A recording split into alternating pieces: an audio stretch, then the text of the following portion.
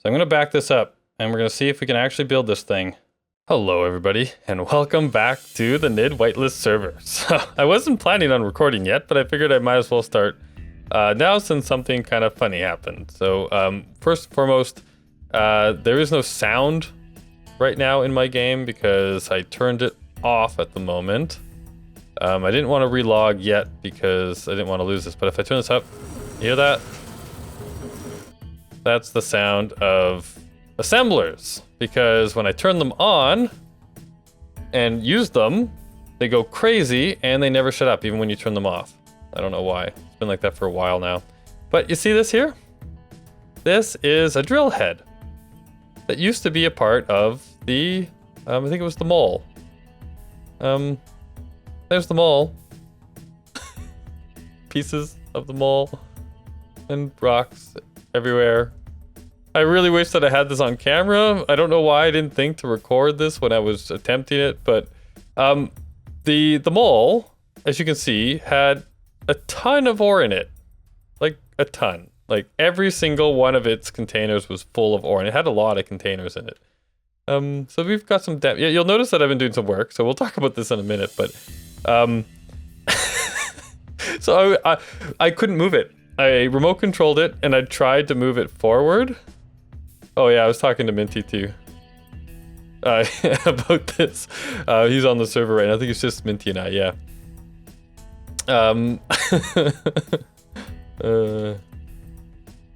But I couldn't move it. Like I turn it on and I tried and remote control it, and I would try, you know, forward, and it wouldn't move. It wouldn't move at all. Like not at all.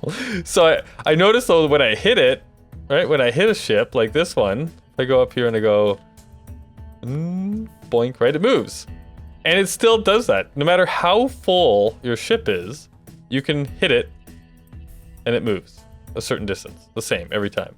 So I thought to myself, I'm sitting here trying to build all this stuff and I needed it out of here, so I thought I could just, you know, push it out the front and then hook it up to that connector and get rid of all the ore. Well, it was working great. It was working really good for a little while. I pushed it all the way up here and then it hit the wall up here. So I'm like, okay, well, I'll just push it down a bit so that I can line it up with the hole. And I pushed it down and one of the drills hit the ground and exploded. And because it's full of ore, one of these massive ore boulders, like this one here, I think it was, popped out and then hit another drill, which exploded, which caused another one to pop out, which hit another drill, which exploded, and boom, boom. Chain reaction of fiery, explodey, moley death. So that's what happened to the mole. I'm gonna clean this up and I'll be back. Okay, so I'm back and it's all cleaned up, and I went a little overboard with the cleanup, as you can see. I did a bit more work. So why don't I give you a quick little tour about what I've been up to here. So outside here, we've got the critter sitting out here waiting for another job to be done. This is that ship I showed you guys last time, just literally a multiple large cargo container pod for sharing ore. And then I've just kind of duplicated this for now, where I've got the entrance kind of the same way on this side as I do on the other side, and I've kind of made a little vaulted room in here. So here we got this. I mean, I'll talk about all that in a minute. But yeah, here we've got the same kind of entranceway, and I've covered up these with glass. I've kind of come up with a design-ish, I guess, for this vaulted area. Color is still something that I need. So I wanted to definitely have these massive open windows, so as you would walk by, still don't have gravity in here, so I can't actually walk, but as you walk by, I wanted you to be able to look in. So I've got the dark ones on this side. So this is where the patrons, the customers would come in, then they could be impressed by the massive array in there of things for doing all of the work. Inside, so I've got some doors over here. we open up these doors here. This just leads into what we already love and know. So this is kind of a way into these back areas. I'm going to enclose all of this too, maybe. I'm not sure if I need to though, because it's just a back area, right? But I could definitely enclose it all. We have all the access panels and everything back here. There's also another door on this side, which at the moment is a precarious doorway. It doesn't kind of go out onto anything yet, but I was going for symmetry. So you'll see there's doors on both sides of this for maintenance access, right? So we get doors there, and doors down here. This cargo container is just temporary. I'm going to move that eventually. But I needed a way to get into my inventory, because after I close the door. After I covered these all up, I couldn't access these ones anymore, and as well as can't access these. Although actually I can access this. Look at this. And I can actually get in here and look at all the stuff. All the refineries. Section. Yeah, it's kind of fun. But because of the sorting system, I can't actually pull anything, right? So if I was to try and like grab stuff, it won't let me, right? Because all of the stuff pulls that way. Doesn't let anything go back. Maybe there can be some, maybe I can allow for that, but I don't think that there's any point. I will have some way to access the inventory from in here. I would imagine that's a good idea. But it might be up front. Yeah, so this is kind of the entranceway so far. I need to close this off. I want to do some more work with this too. I'm not sure, like I was talking about having a reception area up front here, but I'm not actually sure if that's necessary. So, because what might actually be a better idea is just to put all of the functionality for this place down in this area over here, which we're going to look at next. Yeah, so there's kind of what this looks like so far. I need to do some more work in here though with like colors and because it's very bland at the moment. I need to add lights. Right now you can see a lot better in here because well, my lights are on, but also because I'm in DX9 at the moment. One thing to notice is like right now I'm running at about 30 frames in here. When I turn on these lights, I drop down to, wow, like 12 frames, 12, 13 frames with those lights on, which that wasn't a problem, and now I'm right back up. But that wasn't a problem in DX11, except for I was just always slower with DX11. Although I haven't tried this out yet, but I've heard that they might have corrected it a bit. So I'm going to try it again and see if the frame problem is better. Because the lights in DX11, at least spotlights, are definitely way better. This here is a gift. This is from the wonderful Nordic Beast. He did a video. I will put a link in the description to the video where he discusses these and he goes over them all. But he did a video on this where he's like, hey, if anybody on the server wants one, let me know and I'll make you one. So look, he made me one and he painted it my color. Isn't that sweet? I don't know how this became my color, but this is my color, it seems now.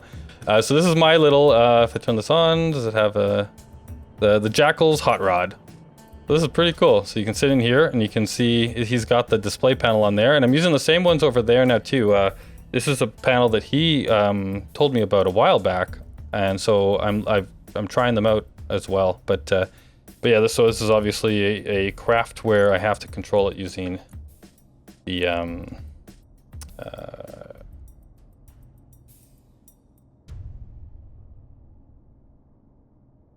remote block. So let's just control that. I haven't set up but yeah, so now I can fly this thing around. It's a nice little, fast little ship. Whee!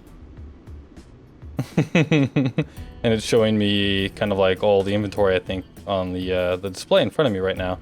But I can change that to be whatever I want it to be. So yeah, it's got a little hot rod guy to fly around with, and do whatever I want.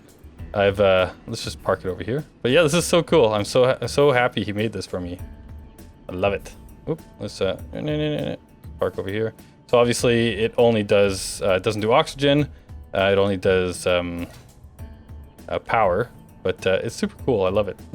And it's got a little bit of storage on there, right? It's got it's got a spotlight, and yeah, the computer block on the back here, right, for the script, and there should be a timer block on there somewhere too.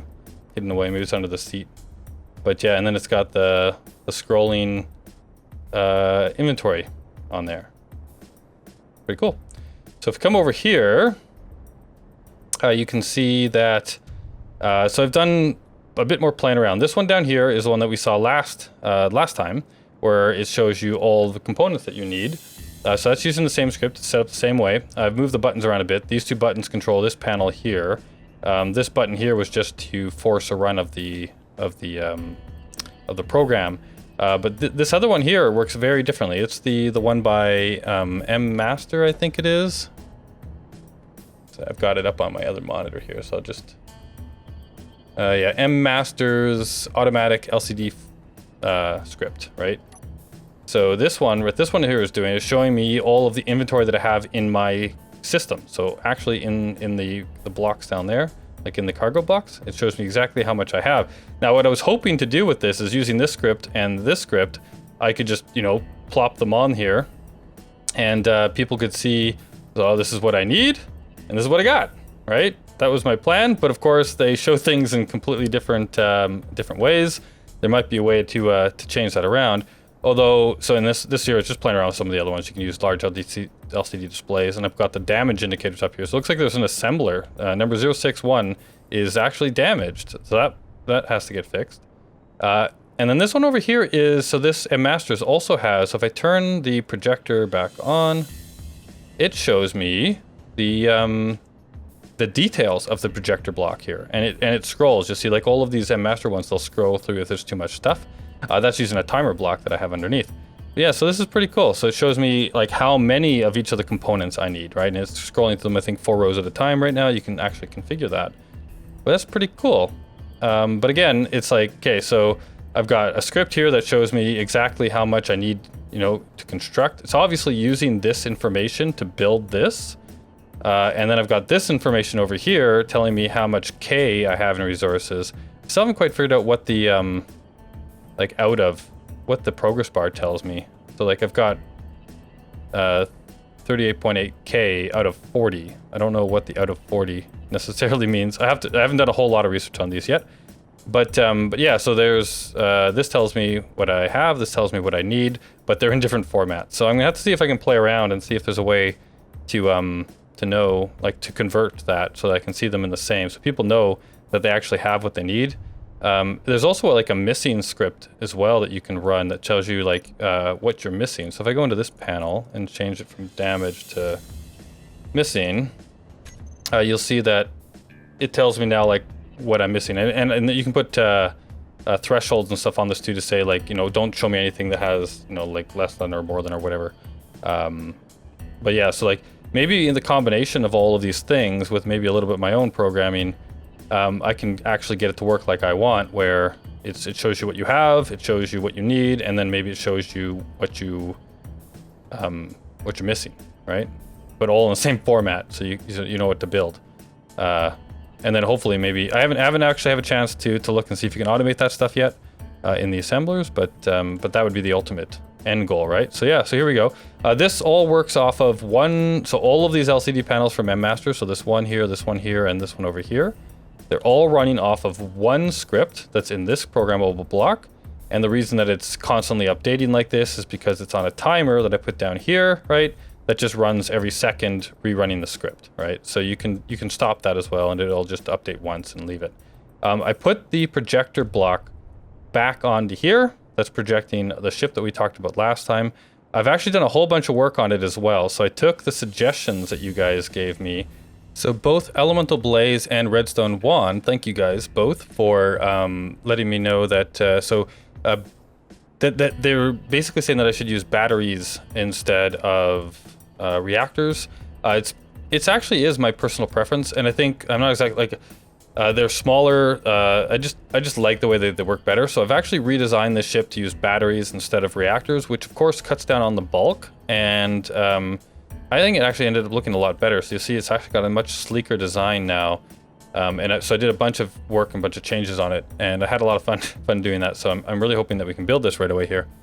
So yeah, I used the batteries instead of reactors in there, in the Tug Boat. Also, power is transferred through connectors and merge blocks. Sorry, that's what Redstone 1 and Elemental Blaze both commented on. Is that, yeah, so that they will transfer your power through through the, like if I connect up to say one of these connectors or a merge block. And I didn't know that. That's a cool thing. It will actually even transfer faster if you got a lot of power on the station that you're connecting it to, up to, of course, its max limit. And yeah, so I could dock so for the batteries and stuff, I could actually dock it, right? Make a docking spot for this thing that allows it to recharge, all that kind of stuff. So Elemental, on that note, actually, Elemental Blades also had a comment about, in one of his worlds, he had he makes so way out here in the middle of nowhere between big places, long distances, you'll put like recharge hubs that actually will like recharge up your ships. So you can have like 5 connectors and a solar panel array on the last side, and you can dock up and recharge and away you go. You can even modify that for he was saying he would modify that for oxygen and stuff now. I think it's a great idea. That might be a fun little project to do to throw stuff around on the server here. He was also saying that like if I could figure out how to script the assemblers so that they can actually queue up all the stuff we need. We don't need a disassembly area, so that would be really cool.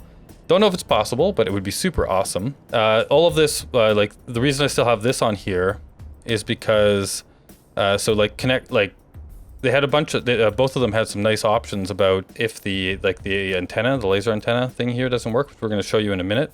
Right, like that would be a good reason to dock this ship as well, so that it could, so that the projector could be read from the base while it's docked, and so that's a really cool idea if we want to go that way. So as I was saying, Redstone 1 did it give me the suggestion as well to use batteries instead of reactors, and I love that idea. So I redesigned the whole ship and connecting the merge block to the, or connecting through a merge block so that it can read the LCD display. His last suggestion was also to put the programmable block and LCD display on the actual tugboat itself, which is it's a neat idea actually, but the end goal that I have here is that this is completely automated. So right now there's definitely a spot for someone to come in here and sit, so you could actually read that information. You can actually sit in here, read that information, and then remote control the base to queue up what you need, right? Which is another way to go about it. So we'll see how we end up. But all of those are great suggestions. Also, Marshetta Thompson was saying that we should put like lights and warnings and stuff on here for like breaches and for like oxygen and stuff like when like if you're gonna lose your oxygen, which is a cool idea. I'll definitely look into that when this base is closer to that for the oxygen side of things. On the breaching side, this is a friendly server. We're not going to have any of that kind of stuff going on unless it's planned in a very big way. But yeah, so this is a very friendly server. We're not going to have any of that kind of stuff. But definitely for the oxygen, if somebody's like human error comes in here and tries to open doors and stuff, maybe that'd be a fun thing to do as well. And definitely have lights and things and all that kind of stuff, which is another thing that we can do with a script. So thank you very much, guys, for all your comments. I'd like to kind of see if we can actually build this thing out now as the finale to this thing. So if we take a look at, I've already done all the work, and I've gone through and I've made sure that I have all these components in the system. So if we go to the Buildy Donut and we take a look at our array here, you can see I've got a ton of components in here already. It should be more than enough for for what we have here. So we should have everything we need, which means that I can turn off this guy for now, which means that guy will disappear in a minute. Yeah. So it's just, again, it's just showing you the details, right, of the projector, which is kind of cool. I like that. But I like both these scripts. They're both pretty cool. And then basically what I need to do now is get into the makeshift tug over here. So the last thing to discuss is the laser antenna. So I put a laser antenna on this guy. I added a couple more. Oh, my oxygen is low. Do I have oxygen in this guy? I do. So yeah, the laser antennas are both connected to each other. You can see here, if I go to laser antenna, it is connected to the donut, right?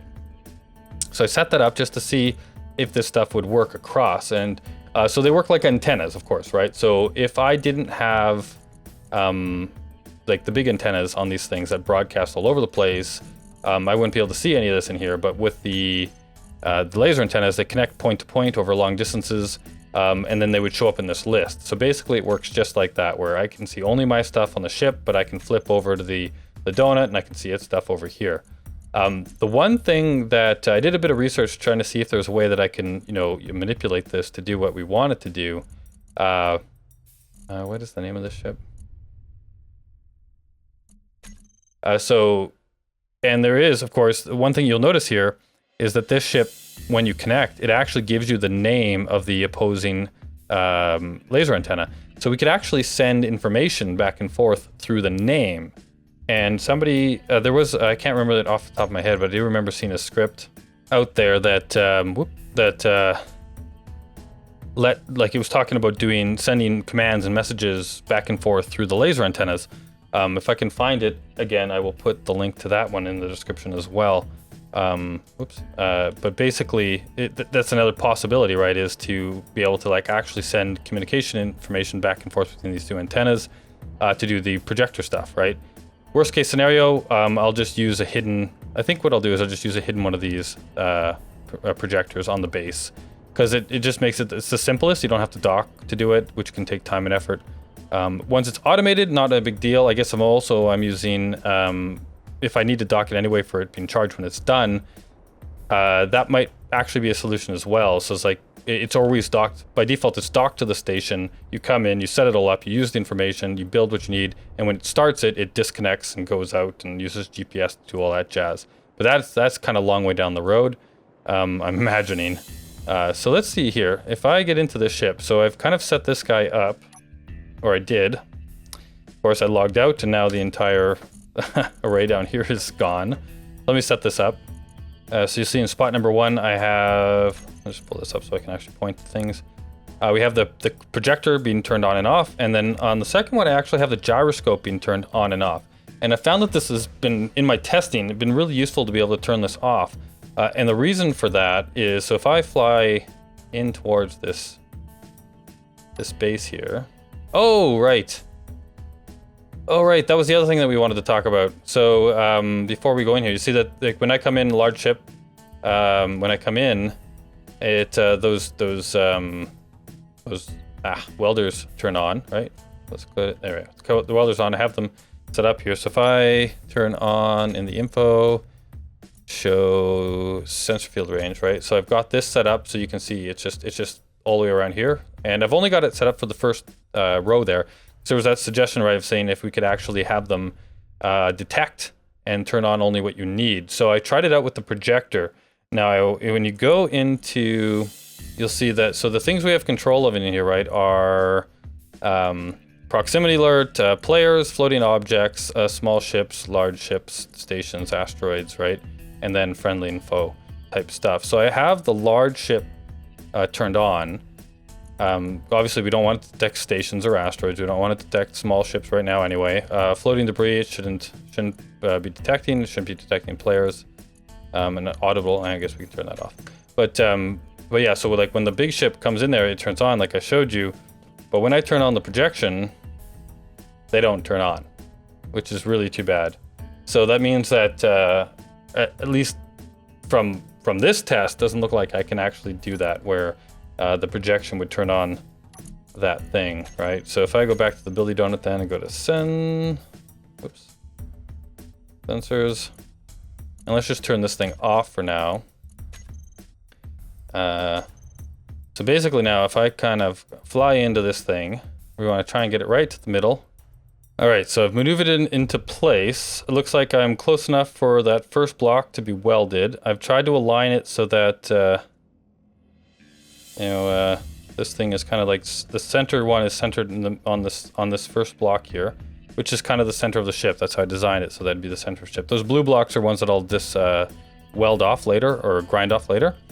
They're just the ones used for setting it up like this, the umbilical, one might say. So I've aligned it so that it looks like it's perfectly aligned, from all angles here. It looks pretty good. And I don't want this thing to kind of like jostle as I pull it back, right? So that's why I put on, so you see that I have the gyro off, so no matter what I do with the mouse, as I move it around, it'll stay in place. The only thing I want to be able to do is back up, right? That's why I have these extra thrusters on here, just to make sure I've got enough thrust to pull this through. I have tested this in my offline world and it worked, but there is a weird little issue that happens there, and I don't know if it happens in survival or if it's just a bug that's in the game now, but we'll see what happens when we try to do this. So if let's turn off the projection for the moment, and let's go to the buildy donut, and for this test I'm just going to turn on all of the welders, and I'm pretty sure that all the reactors, yeah, the large reactors I turned on for this as well. So here we are, ready to go. So now I'm going to want to back this thing up as we go. So let's kind of get this into a view. And I turn on the projection. Is it going to work? Maybe I'm too close. Let's back this up a bit. It is, okay. So I'm going to back this up, and we're going to see if we can actually build this thing. Come on. Okay, I'm moving too quickly, it seems. Some of the stuff isn't being... Yeah, here we go. So we're building this thing. We're pulling it back. We're going to have some leftovers to build because I'm actually really nervous about this right now. So I'm just going to back this up as we go, nice and slow. I'm really hoping that the bug or the problem that I had in the other world isn't going to be a problem here. And I'll tell you what that was in a minute. But let's see here. Come on, build it, build it, build it. Everything builds. Back it up. Come on, back it up. Back it up. Is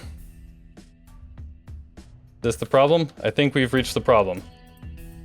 So if I disconnect this right now, or not disconnect, if I just go fly around, actually I'm going to turn off the welders, buildy donut. Let's go turn all of these off. The reason I was going quick was because this is what's been happening in the other world, and it seems to happen right around here with this ship. So right when we get to the point where we're building this cockpit area, with all the glass. Now you'll see that there's obviously stuff that isn't finished inside, but a lot of it is. But it's stuck right now. Like it won't, I can't back this thing up. It's like it somehow locked itself to this grid. And when I went really fast, when I backed it up a lot faster than I just did here in the other world, it actually was able to, like I tried it a bunch of times and it backed up and it worked no problem when I went fast. But of course, in a creative world like that, things weld instantaneously, right? So you don't have this problem. So this is not a viable solution here to go really slowly. The way that I can fix this though is I can actually try and grind away everything that is within a certain range of this, and then turn it back on and try again, right? So I'm gonna see if I can't pull it away, and we'll see if we can actually finish off the majority of this, and then I'll have to go through and manually fix the rest of it. But yeah, like if I come into here, you'll see, turn on my power usage is crazy high. Whoa. Oh, oh no, the thrusters are on too. I thought I'd turn those off in the blueprint.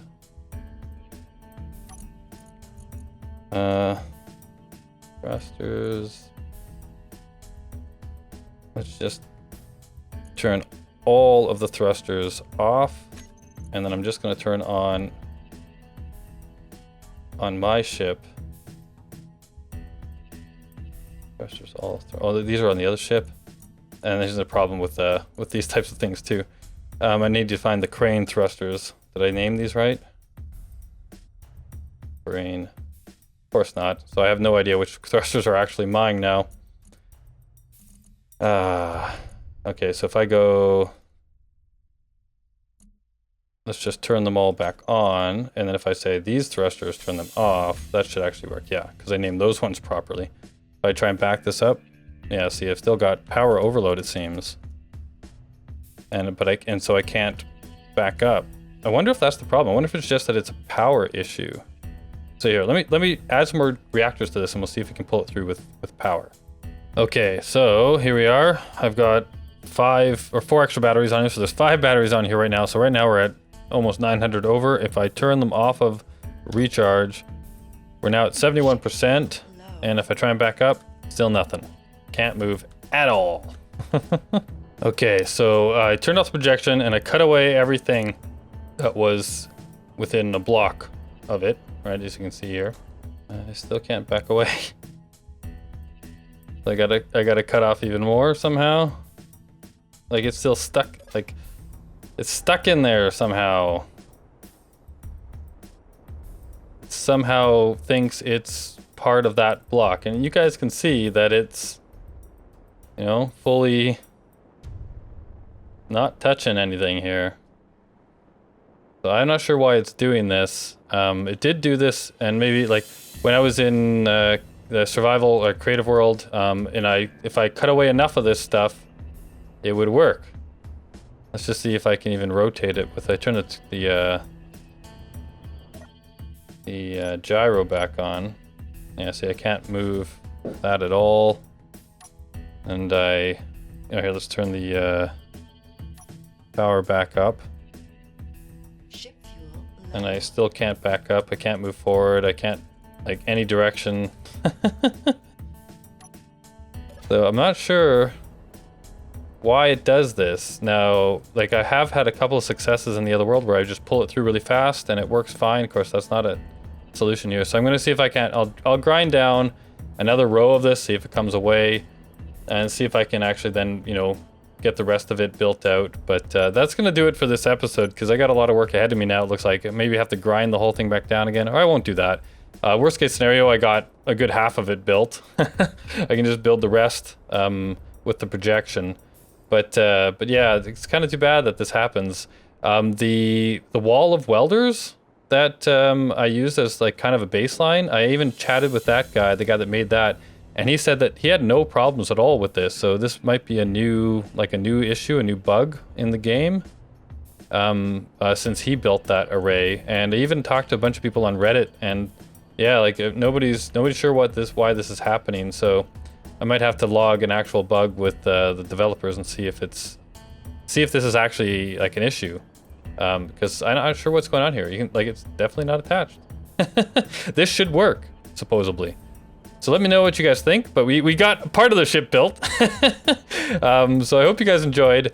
If you did enjoy this, please give me a like. It means a lot to me. It helps me out a lot also for other people finding me on YouTube in the rankings.